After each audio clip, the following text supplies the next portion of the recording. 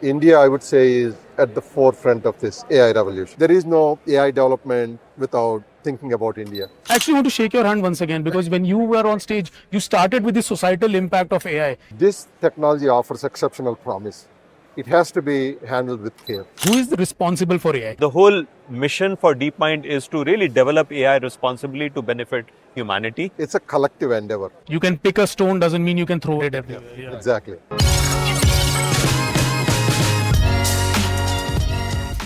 Hello and welcome to another episode of Chip Chat. This is Sharat Nair at NDTV.com and today I have with me Manish and Seshu. They're both from Google. Specifically, I caught them at Google's AIO Connect event. I just called it AIO Connect. Any response to that? Very appropriate. Yeah, fitting. Fitting, no? Yeah. So that should have been the hashtag, right? Acha, also, when the event started, you guys threw some numbers about Gemini 1.4 Pro's capabilities.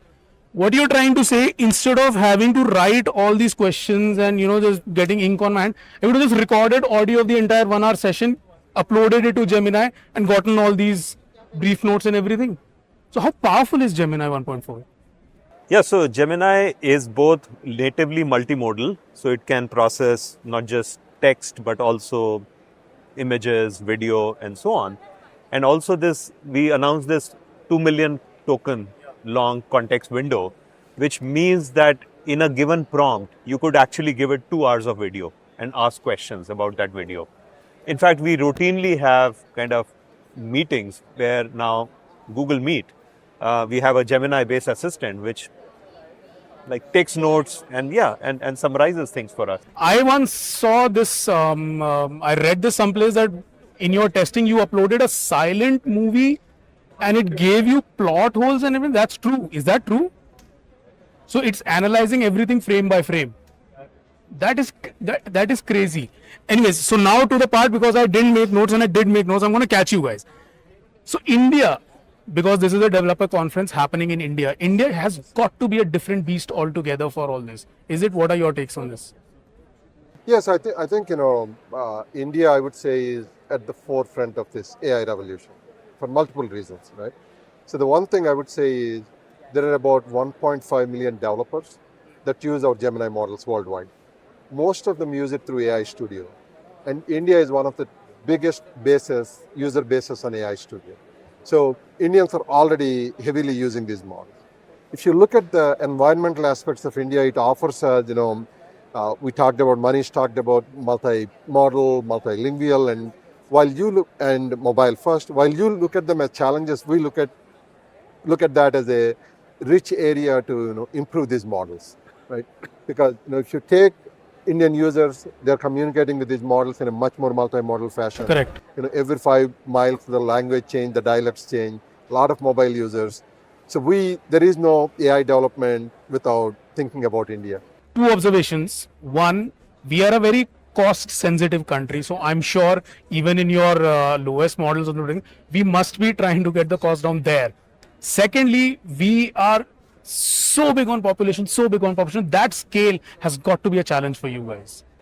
Yeah, so there's a lot of work that we have been doing, right, to bring down the cost of serving these large models like Gemini. So in fact, today, one of the announcements was about this very interesting framework called Matformer that our team pioneered. What it gives you is a single model in which you have all of these smaller size models that are nested inside. So in fact, we talked about as, let's say, a future version of Gemini Nano, the Gemini Nano 2, which will be both multimodal in its capabilities. It will also use this Matformer framework, which means that inside that one model, right? Because on a mobile, you don't have space for too many different models that you want to deploy. Many of these variants embedded inside, so that for a given use case, for a given application, for a given task at hand, you can decide the appropriate size model to use. If you want the highest quality, if it's a complex task, you use the largest model. If it's a simple task and you want to save on battery, you use the smaller model. Is that a pay as you scale or is that a scale as you grow model? Which one befits it better? It's actually applying the right size model. So think of it as the cloud, the elasticity enabler for the power of these Gemini models. Gemini, yeah, got it. Correct. So what, let's say, virtualization and cloud enabled, right, in terms of elasticity of compute resources, right? Think about how much of that power, of the compute power, right, of Gemini, do you want to deploy on a given task at hand? Particular given. So it's like So think of it as an elasticity. it's like an empowering buffet. So I can now scale beyond what I have currently, and then I scale as I go further. The Gemini Nano that you talked about, I'm hearing it's coming on Pixel, the next Pixel. I think it's already on the current Pixel models, like the Pixel 8. So Gemini Nano already is on Pixel. I was talking about Nano 2, which will have enhanced multimodal capabilities as well as this platform. This is part of the democratization of AI initiative that you guys have been chasing. What does this actually mean, democratization of AI? What does it actually mean? I think we want to ensure that everybody has access to these models, right? Whether it's proprietary models like our Gemini Pro and Nano and others, or whether it's open source models like Gemma.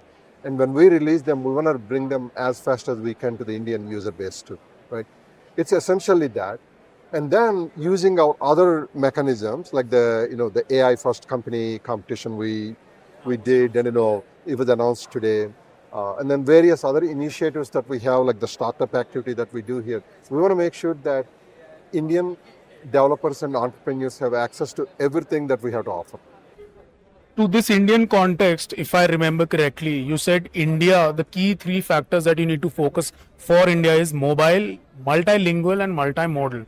I completely understand mobile, and I want to convey the necessity and importance of multilingual, but why multimodal? We communicate in so many different ways, right? So we have a much higher percentage of voice-based queries on Google products out of India. We see a much heavier usage of products like Lens, where people are showing some stuff, right, with their mobile camera and saying, hey, tell me more about this. So Indian users are very naturally using this very rich combination of modalities in the questions that they ask. And we think it's a very globally relevant capability. So on global relevance, the deepfake tagging, the feature that you just announced, is tagging just a part of it, right? There has to be a solution to cater to it as well, like how to counter it as well. Is that something that you guys have thought of? Yes, I think the way we think about these things is no solution that we offer is like an end by itself, right? It's a constant evolution.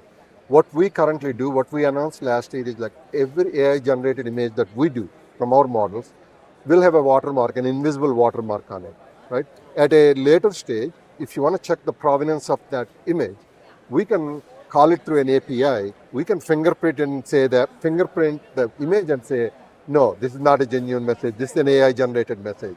So fingerprinting and watermarking go hand in hand to assess the provenance of an image. Which means if it is a creative person using it, he can still use it as if it's a native image, but then you have something in the backend that keeps in check. I actually want to shake your hand once again, because when you were on stage, you started with the societal impact of AI. It is something that not many people talk about, but why is that?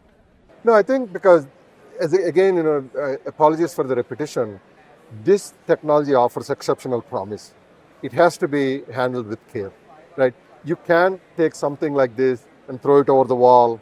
The mantra, the high-tech mantra of move fast and break things, it doesn't work with this model, because you will do in the long term more damage by not treading carefully, by comprehending the societal impact. You'll be hurting yourself.